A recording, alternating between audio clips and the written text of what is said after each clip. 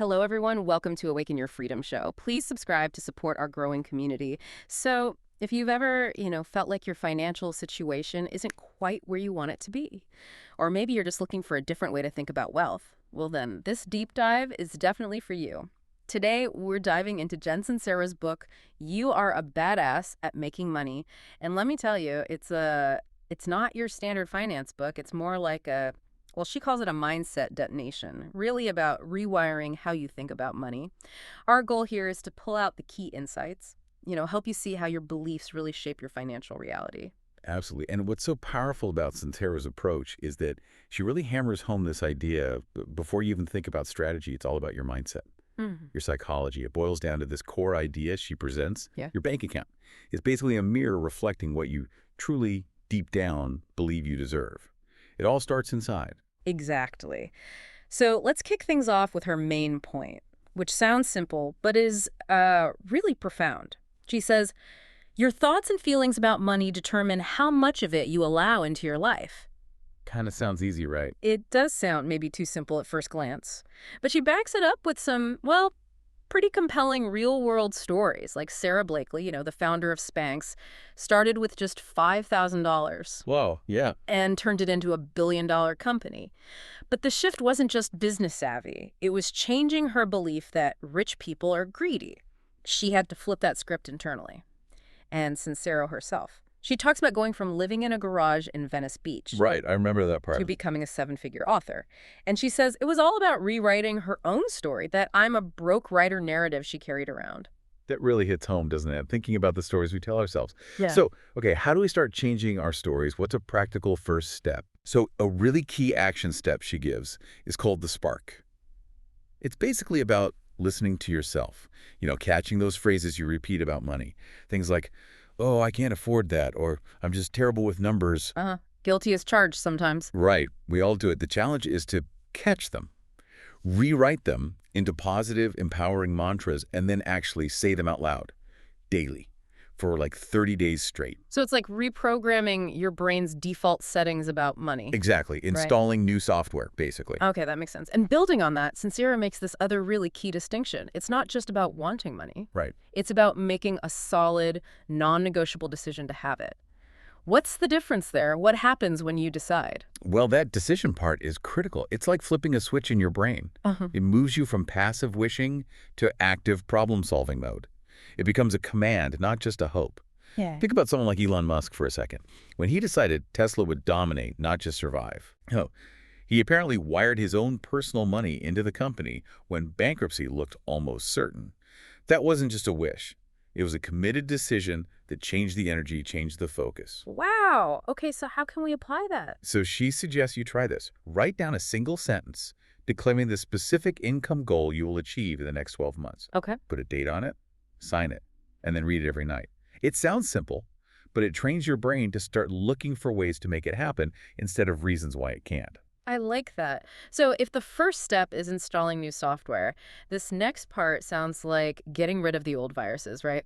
Busting broke-ass beliefs, as she puts it. Yeah, that's a great way to put it. And these beliefs can run deep.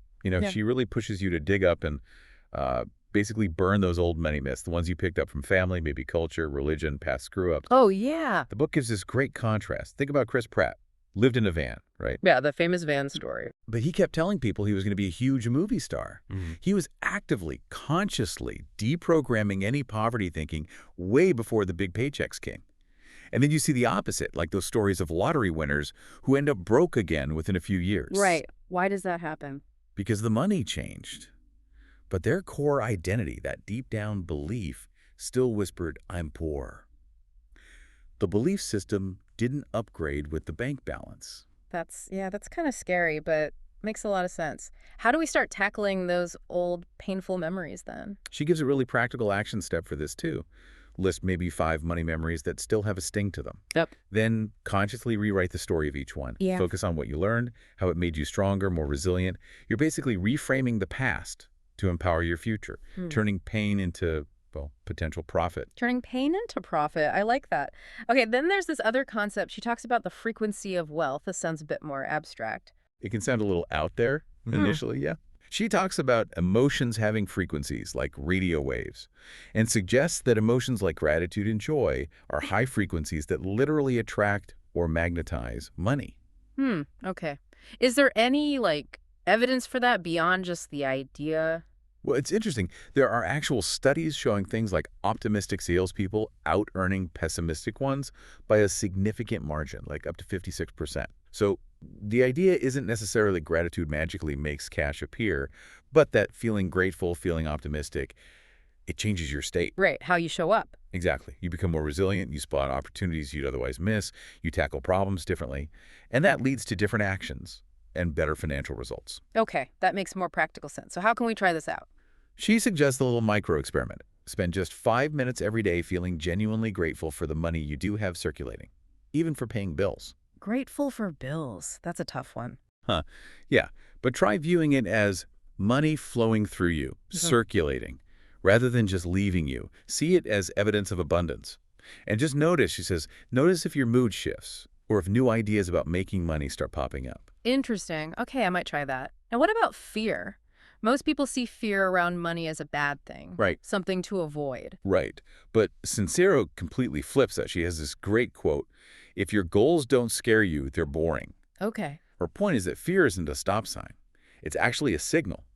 It's pointing directly at your next area for growth where you need to expand. So fear is fuel. Exactly. Fear is fuel in disguise. Think about J.K. Rowling.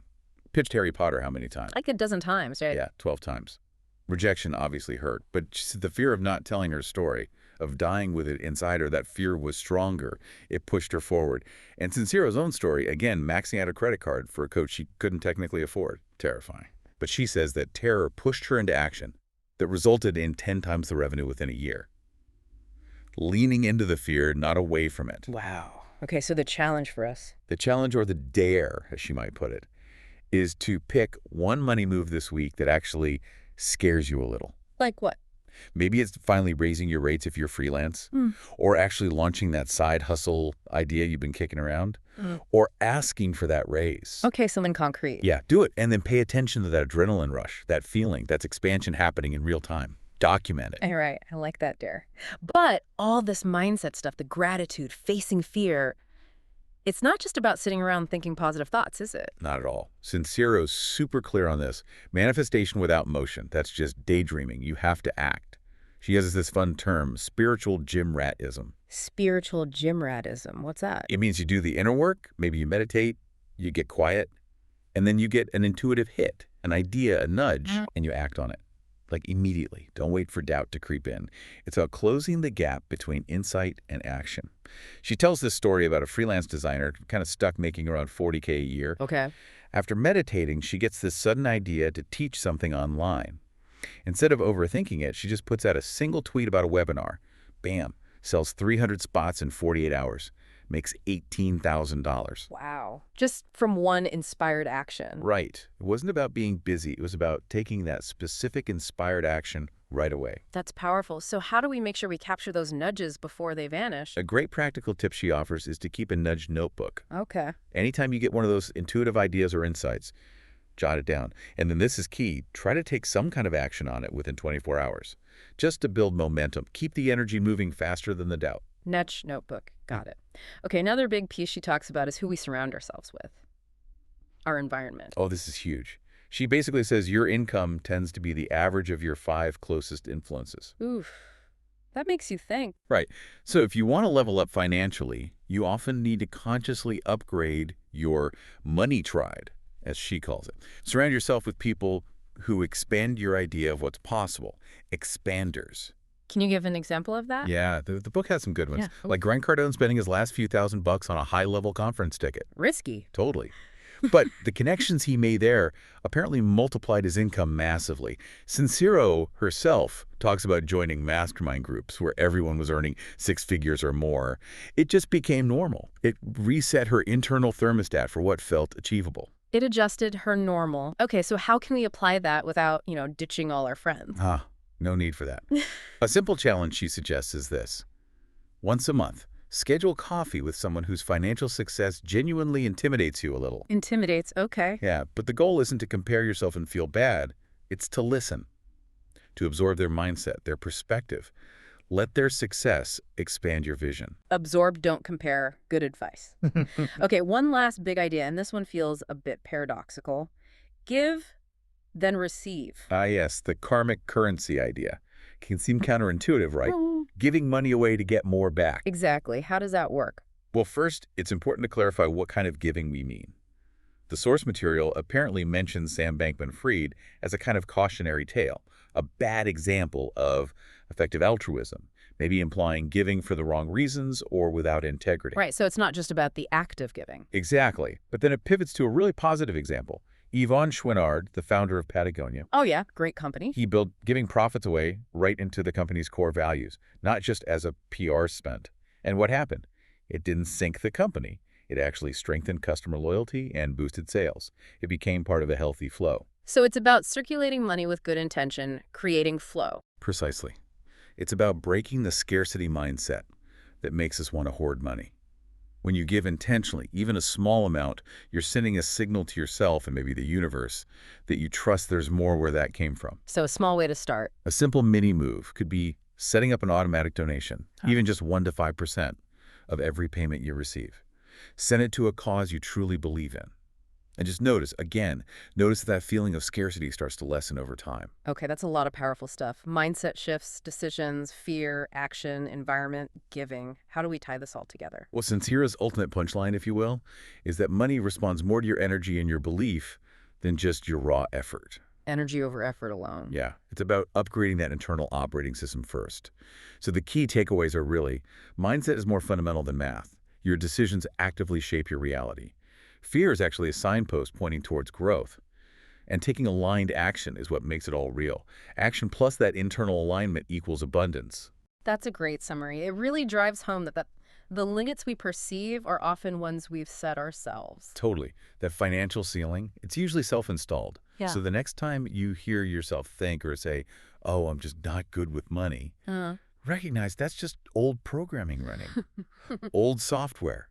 It's time to, swipe left on scarcity thinking and swipe right on that inner badass Sincero talks about. Your belief is your most powerful asset. Absolutely. So let's leave everyone with a final thought to chew on, building on all this. If your beliefs about money really are just like an inner operating system, what's one single belief you could choose to upgrade starting today that you feel would most powerfully unlock your financial potential? Think about that one. To close, please don't forget to subscribe on your favorite platform, YouTube, Apple Podcasts, Amazon Music, or Spotify to stay sharp and never miss a drop of knowledge that could change your financial life. Thank you.